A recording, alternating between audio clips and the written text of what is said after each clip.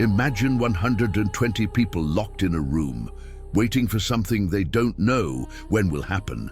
Suddenly, a sound like a violent wind sweeps through the place. Tongues of fire appear over each person, and within minutes, illiterate fishermen begin speaking languages they never studied. This is not a fiction movie. This happened almost 2,000 years ago. And what happened that day in Jerusalem divided human history. Stay until the end, because I'm going to reveal something about Pentecost that 99% of Christians don't know. Jerusalem, approximately 33 AD. The city is packed. It's the Feast of Pentecost, also known as the Feast of Weeks, or Shavuot. Jews from all parts of the Roman Empire converge on the holy city, but there's something most people don't know. Pentecost wasn't just an agricultural festival. For the Jews, it celebrated something much deeper, the giving of the law at Mount Sinai, exactly 50 days after the Exodus from Egypt. And here's the first amazing curiosity. According to rabbinic tradition, when God gave the law at Sinai, his voice divided into 70 languages so that all nations could understand. Remember this information. In this setting, 120 disciples of Jesus are gathered. They had seen their master rise from the dead and ascend to heaven just 10 days earlier. And Jesus told them something enigmatic. Wait in Jerusalem until you are clothed with power from on high. Acts chapter 2 gives us the details. Suddenly, there comes from heaven a sound like a rushing wind. The Greek word used is pneuma, the same term used to describe God's breath that gave life to Adam. Here's something profound. In the Old Testament, at three crucial moments, God descends with physical manifestations. At creation, at Sinai, and now at Pentecost. 3 moments, 3 births. Humanity, Israel, and now the church. Then tongues like fire appear, resting on each of them. Fire in the biblical context represents purification, divine presence, and judgment. The same fire that consumed the sacrifices in the temple now rests on ordinary people. And here's what few people realize. It wasn't a fire that burned or destroyed. It was a fire that empowered. Because immediately, something extraordinary happens. Acts 2:6-11 lists 16 different ethnic groups who heard the disciples speaking in their own languages. Parthians, Medes, Elamites, Mesopotamians, Jews from Asia and Phrygia. Fascinating historical curiosity.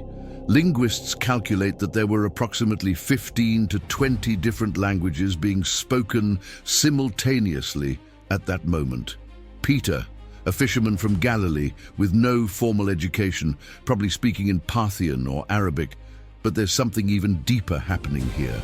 Remember the Tower of Babel in Genesis 11? There, God confused the languages of humanity as judgment for arrogance. At Pentecost, 2,000 years later, God reverses the curse of Babel. Babel divided, Pentecost unified. And here's the striking parallel with Sinai. According to the rabbis, when God spoke on the mountain, his voice reached all nations in their languages. At Pentecost, God again speaks through ordinary people to all nations. Peter stands up, the same man who denied Jesus 3 times just 50 days earlier. And he preaches with impressive authority. He quotes the prophet Joel, "I will pour out my spirit on all flesh." Note the words, all flesh. Not just prophets, not just priests, young, old, men, women, servants. The result? Acts 2:41 tells us 3,000 people were converted in a single day. Let that sink in. The Christian church had 120 people in the morning. By evening, it had 3,120, a growth of 2,500% in a matter of hours. This has never been repeated in church history with this proportion. And here's something historians confirm.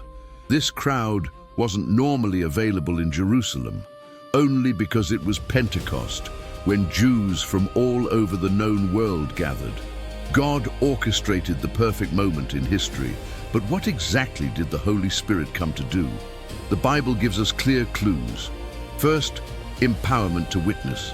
Jesus had said in Acts 1:8, You will receive power when the Holy Spirit comes upon you, and you will be my witnesses. Second, conviction of sin. Jesus explains in John 16 that the Spirit would convict the world of sin, righteousness, and judgment. Third, produce the character of Christ. Galatians 5 lists 9 fruits of the Spirit: love, joy, peace, patience, kindness, goodness, faithfulness, gentleness, self-control. Fourth, distribute spiritual gifts. 1 Corinthians 12 mentions words of wisdom, healings, miracles, prophecy, discernment. Here's what many don't understand. The Holy Spirit didn't come to make us feel good. He came to make us holy and empower us for a mission. Some say that Pentecost was a unique event that doesn't repeat. But is it? Acts 2:38-39 is clear.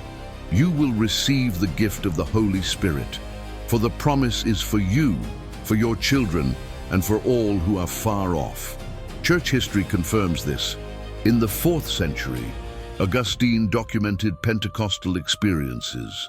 In the 18th century, John Wesley and the Methodists experienced revivals with manifestations of the Spirit. In the early 20th century, on Azusa Street in Los Angeles, another Pentecost happened, giving rise to the Pentecostal movement that today has more than 600 million people. Today, Christianity grows fastest in Africa, Asia, and Latin America, and in all these places, it's a Pentecostal Christianity with emphasis on direct experience with the Holy Spirit. Here's the truth. Pentecost wasn't the end, it was the beginning. So, what does Pentecost mean for you today? First, the Holy Spirit is available to you. It's not for super Christians or special leaders, it's for all flesh. Second, you were called to an impossible mission without the power of the Spirit. The disciples were ordinary people, fishermen, tax collectors, people without formal education. But with the Spirit, they turned the world upside down. Third, your language, your talents, your story, everything can be used by God.